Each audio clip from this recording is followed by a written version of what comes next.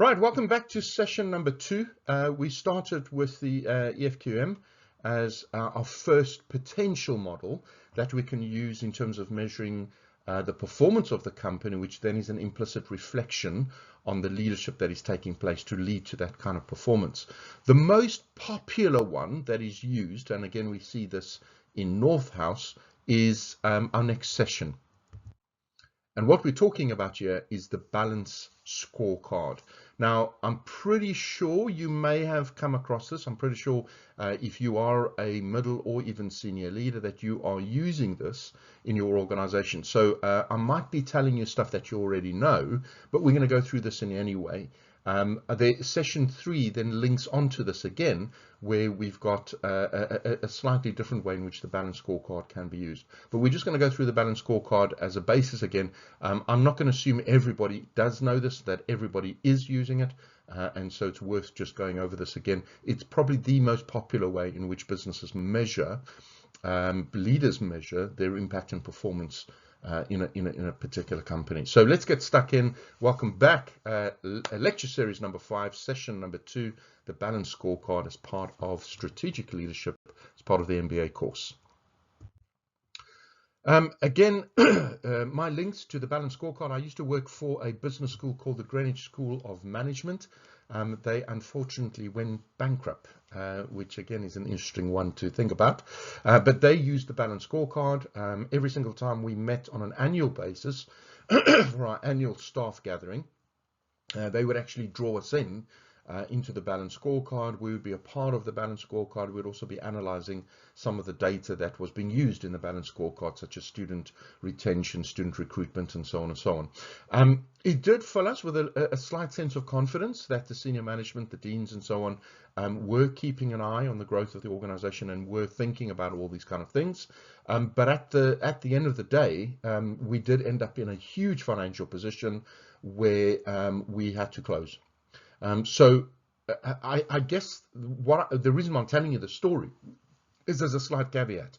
Even though you may have these tools available, even though you may use the tool and use the tool correctly, the tool itself isn't the savior. It's your leadership.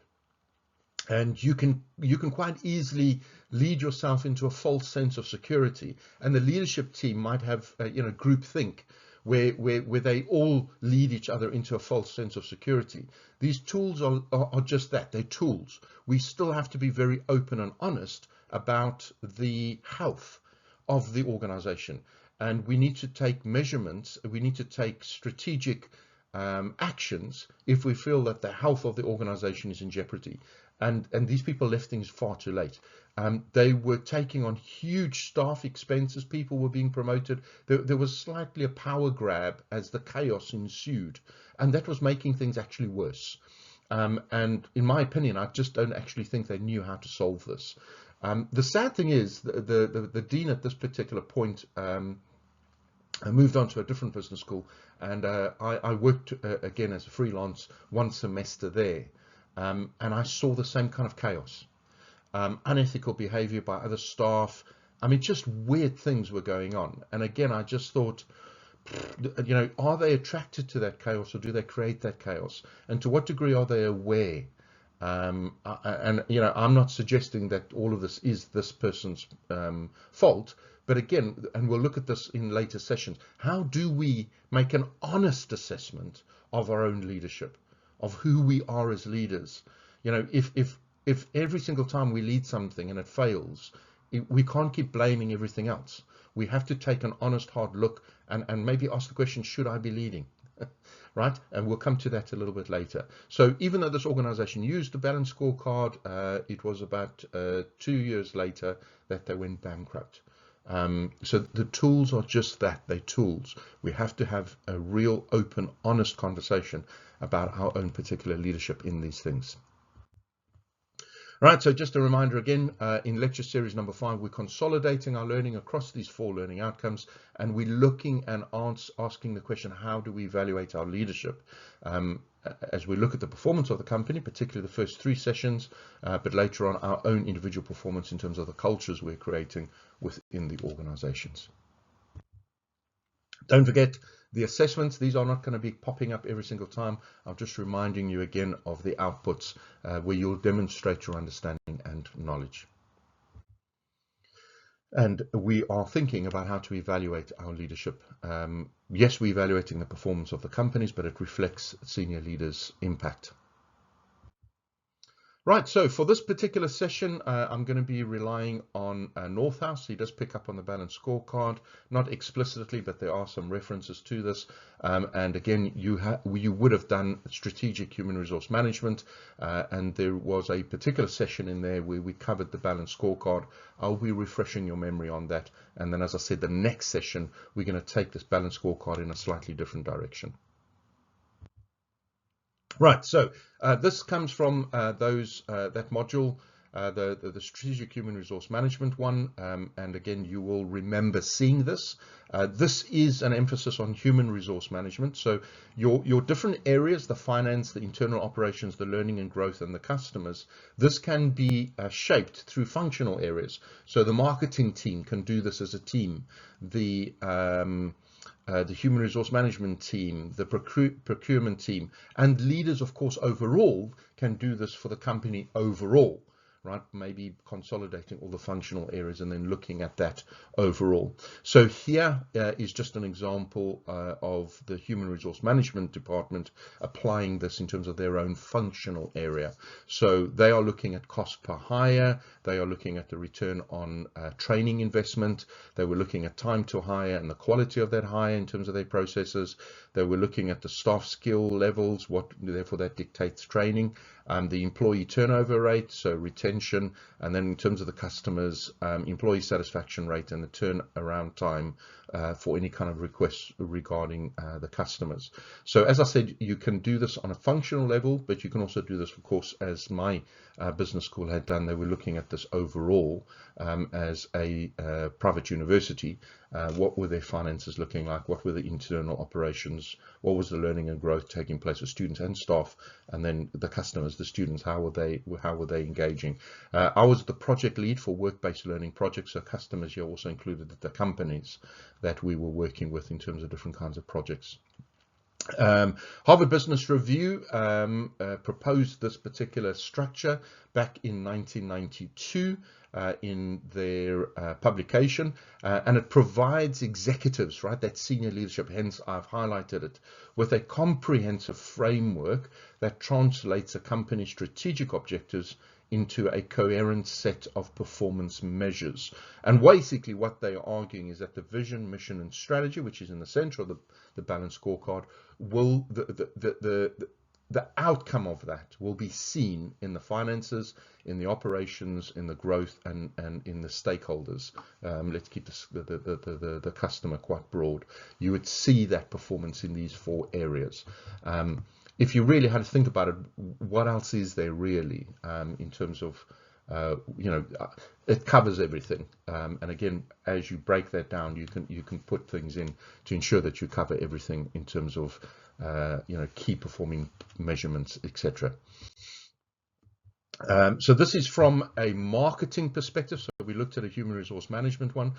This is from a marketing perspective. So again, you've got your vision and strategy in the center. You're now looking to see how that is being seen, how that is being executed in these different areas. So financially, the return on investment, the cash flow, the financial results, education and growth, so job satisfaction, employee turnover, specialist knowledge and skills, training opportunities, internal process, activities per function, process alignment and automation, and then of course your customer in terms of delivery, in terms of customer satisfaction, and so on. The balanced scorecard is not a template that can be applied to businesses in general or even industry wide. Therefore, you have to adjust the tool to align to different market situations, to align to different product strategies, to align to the competitive environments. Like I said, these tools are not the saviors, they're tools, right? So just because I got a hammer, it doesn't mean I know how to use the hammer properly, right? So I'm not going to try and hammer screws into a wall. I'm going to damage the screw and I'm going to damage the wall. I need a different tool for that. So you need to learn how to use these tools and to use them effectively in a way that it provides what is required. So this is Rockwater's strategic objectives, again published in the Harvard Business Review in 1993, putting the balanced scorecard to work. So here's an example. The vision: as our customers' preferred provider, we shall be the industry leader. Remember though, in session 1, we showed you the different ways in which a company can perform, being that industry leader, right? This is our mission. So they don't just want to be a good performance, they want to be the industry leader. They want to be that model of leadership. So the strategy is the services that surpass needs, customer satisfaction, again, continuous improvement, quality of the employees, so your recruitment, and then shareholder expectations. So measuring that and then meeting that. So again, broken down in the balanced scorecard: finance, customer, internal, and growth. Again, return on capital, cash flow, project profitability, reliability, performance. Again, thinking about the customer, the value for money, tier 1, competitive pricing, tier 2, hassle-free relationships, high performance professionals, innovation. Internal, your operations, shaping according to the customer's requirements, tender effectiveness, so taking on those correct contracts, quality service, safety and loss control, so your risk, and then superior project management. And then finally, the growth, again, continuous improvement. So again, this is reflecting a lot of the strategic human resource management stuff, reward management, performance management, that continuous improvement, product and service innovation. Again, you can see how innovation is coming through here, and an empowered workforce, the right person for the right job, right? Which again is why strategic human resource management is so important in strategy overall. You will notice that as we are going through these 4 balanced scorecard areas, that you are beginning to see, regardless of the kind of industry, regardless of functional areas, there are a couple of headings that are very similar. So return on capital, return on investment. Again, you'll be doing this in a financial module. Those things are pretty standard in any company if you're going to be measuring the financial performance, and you're going to be wanting to look at that return on the investment or return on the capital. Cash flow clearly is an important one. Sometimes people are asset rich but cash poor. You need to keep the balance between those kind of things. In terms of the customer, we've always constantly had this the customer satisfaction, whatever that means, or stakeholder satisfaction, to keep it nice and broad. You will always have that in terms of internal operations. You will always have this continuous improvement. Sorry, that's growth. Internally, you'll always have project management, those kind of things. And then growth, you'll have this continuous improvement element. And again, you'll notice innovation running through quite a lot of this. There's a big emphasis nowadays in terms of modern day skills to develop within our employees, to develop within those that are engaging in continuous learning, the ability to be innovative, to problem solve, and to think outside the box in the way in which it then pushes solutions further, and you're being innovative in the way in which you're approaching things. So this is Rockwater's strategic objectives as another broader example. Right, so that was a general balance, a general kind of refresher on the balanced scorecard. So let me give you a personal example for myself. Let's just say I was going to start up my own educational kind of independent training provider, right? So not linked to a particular university, but engaged with some university education, but also training and development, which is kind of what I'm doing at the moment. But I'm not heading anything up. I'm working with a consultancy company. So what would be my vision? So to be a leading boutique independent training provider. So that would be part of my vision. So we're not going for big numbers, stack them high, sell them cheap, which is often poor quality.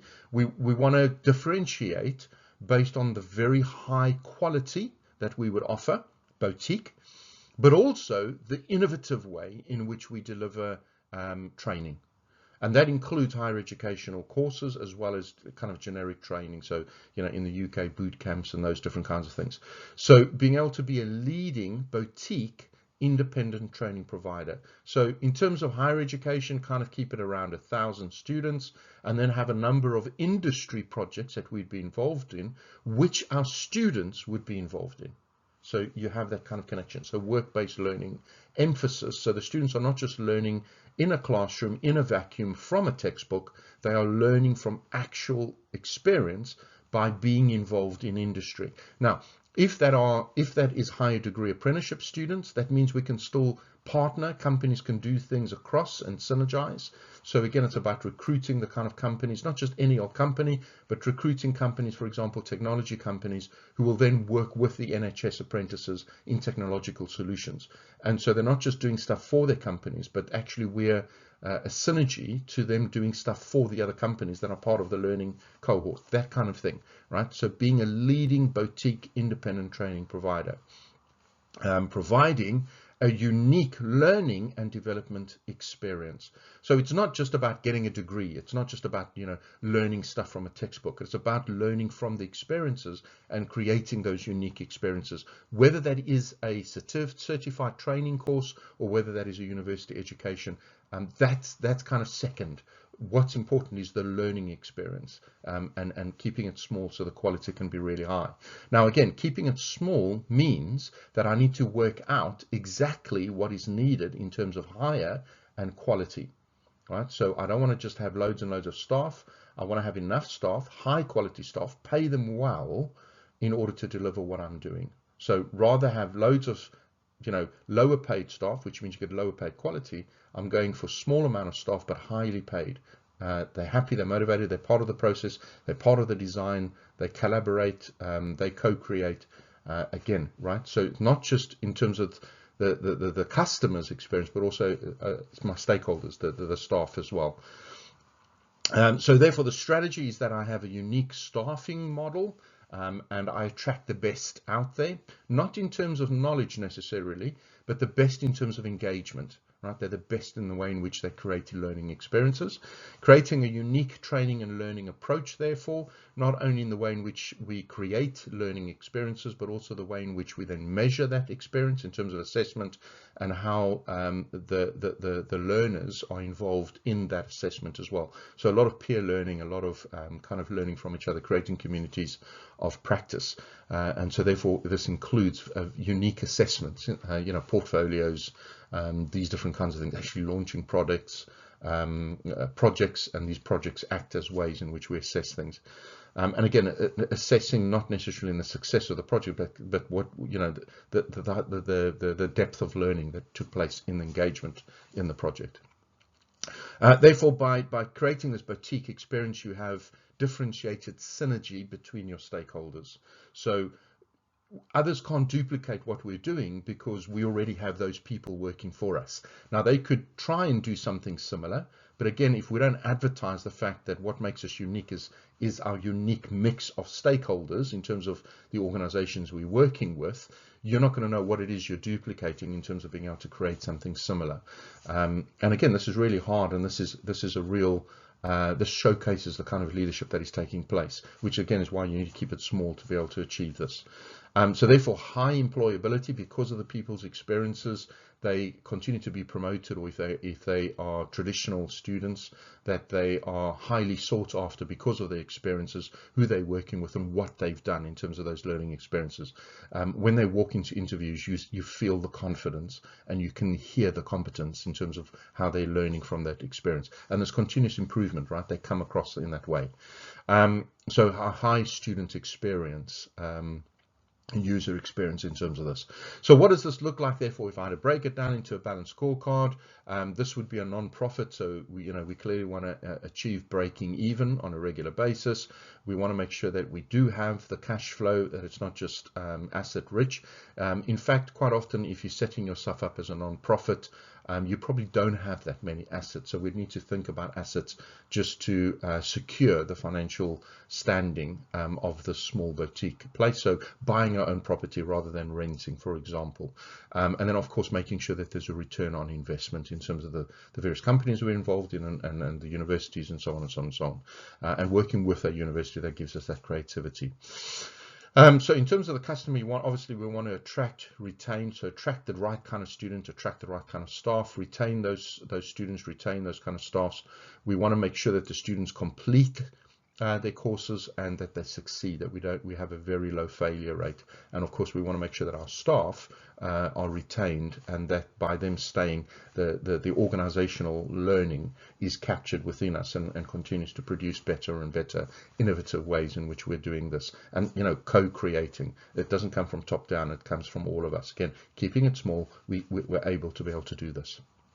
Therefore, our internal operations is about making sure we have the right kind of staff, highly qualified, pay them well, reward them well, and you know, get the right people in the first place. Make sure all our quality assurance processes are in place. Therefore, again, getting the right staff involved, making sure that we retain them, and making sure that through the co-creation process there's a lot of innovation in the way in which we're pushing the boundaries in terms of learning experiences.